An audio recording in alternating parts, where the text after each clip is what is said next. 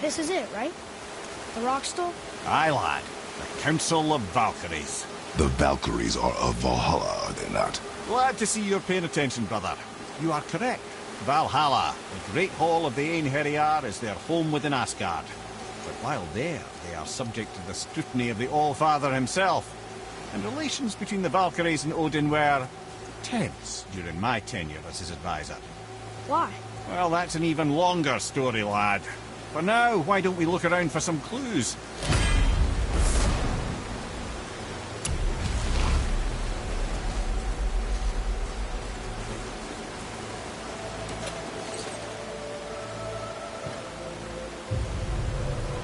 Whoa, you're back. Hello? I don't think she can hear you, lad. Come here.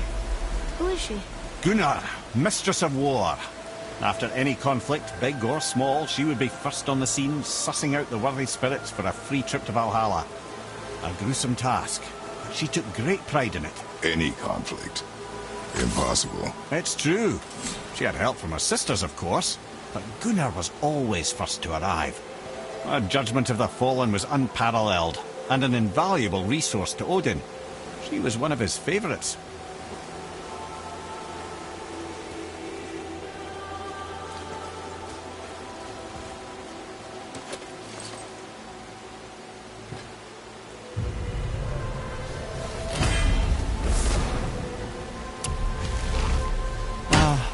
Gondul. Beautiful Gondul. And? Huh? That's it? Beautiful Gondul? No story or anything? Oh, sorry, lad. The sight of Gondul always took my breath away. Gondul had a silver tongue, a sharp wit, and struck a figure so stunning it literally drove men insane. Odin forbid her from setting foot in Midgard after a time, as insanity is not a welcome trait in Valhalla.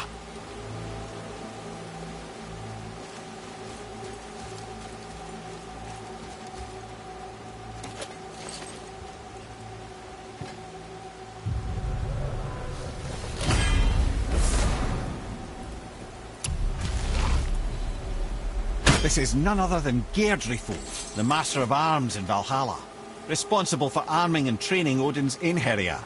His what? His army come Ragnarok. The entire reason Valhalla exists, you see. The Einherjar wait in the Great Hall endlessly, feasting, drinking, and fornicating themselves silly.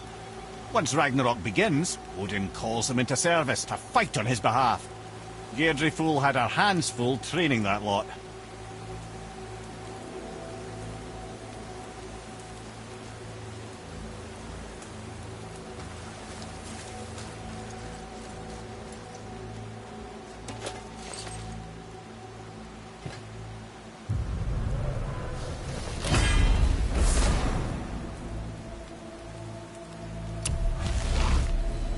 My friends, is Kara. Now, Valkyries are volatile by nature, but Kara, the lass is wild storm personified. A wild storm? Aye, calm and collected. Then the air would shift and the fury of her storm would unleash. It was beautiful in a way, assuming you could find proper shelter. Her tears would cleanse the blood-soaked battlefields.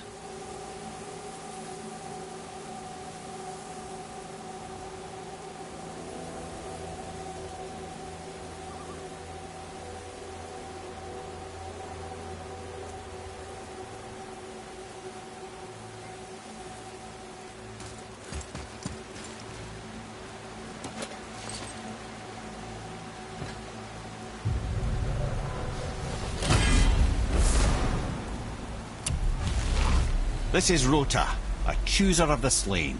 I thought all the Valkyrie did that. Not exactly, lad. Although that is what they're most famous for, and by far their greatest responsibility. You've seen what happens to the dead without the judgment of the Valkyries. Hellwalkers. That's right. Rota, Gunnar, Skuld.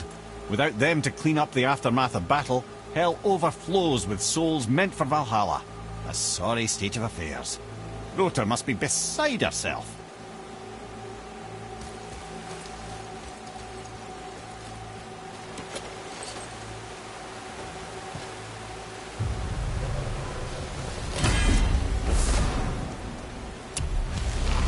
Ah, here we have Air, the healer. A Valkyrie healer? Strange. Air was strange, as a matter of fact. Very quiet, very calm.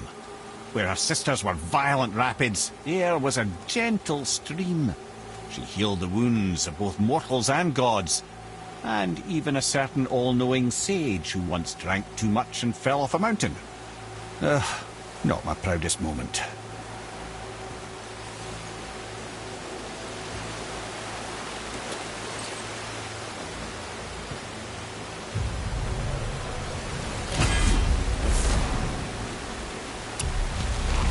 Well, Hilda, mistress of battle.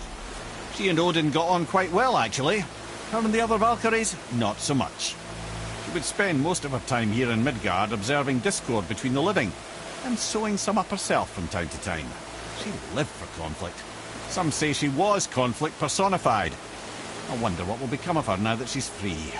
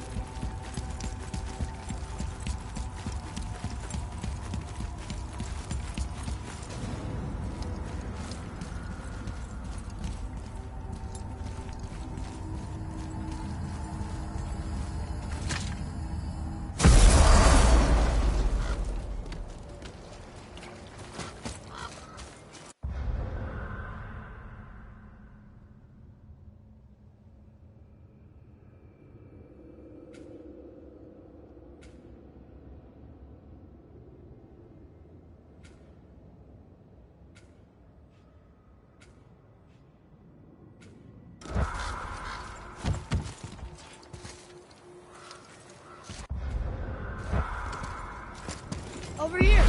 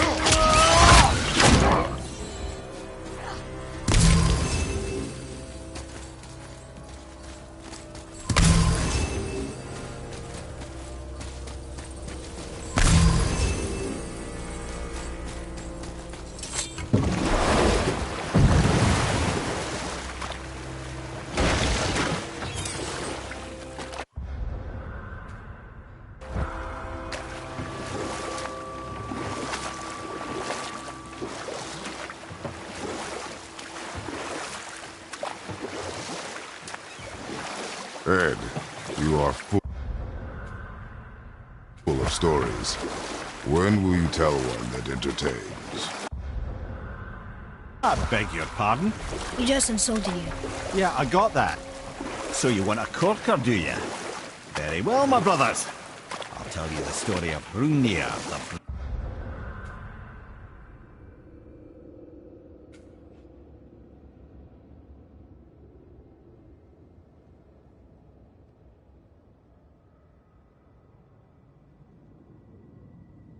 Rolla, the real story. There was a huge battle, right? His shrine had him in the middle, fighting off Aesir. A pretty story, but no.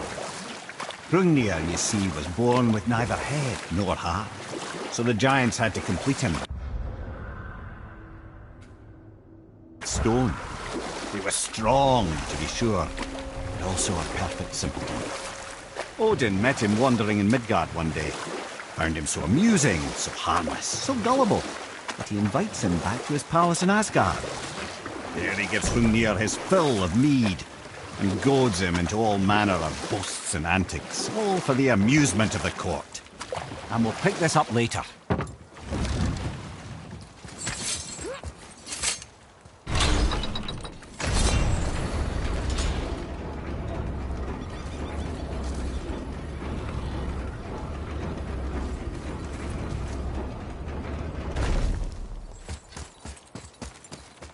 Another name.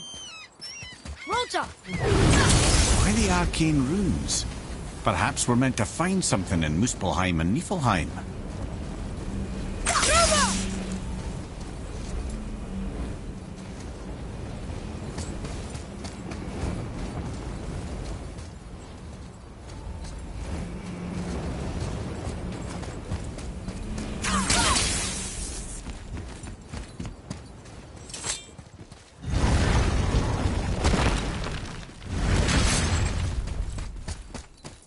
Read it. Yes, sir. Oh, yeah. I can translate this now. Niflheim. Land of fog and fortune. Aye, and a bloody infinite number of traps.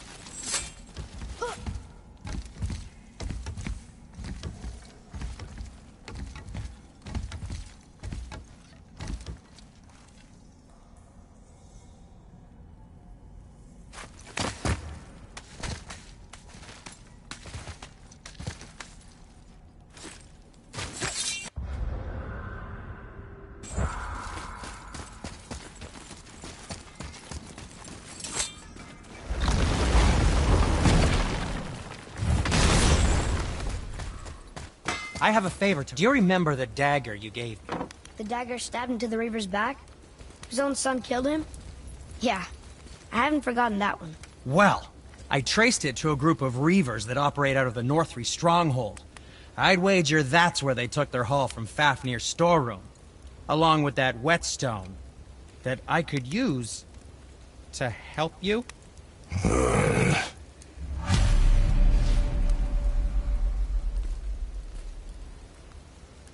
Another treasure hunt? Pointless. Well, not if Sindri really can make us better equipment with that whetstone. Plus, the Reaver's son. He murdered his father.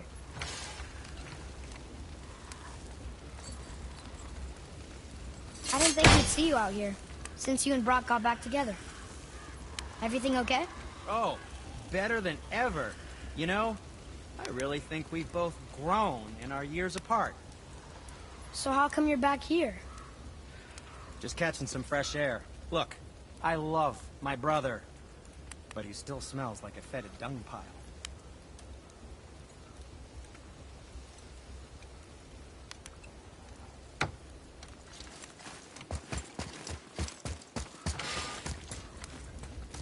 Let's get started then.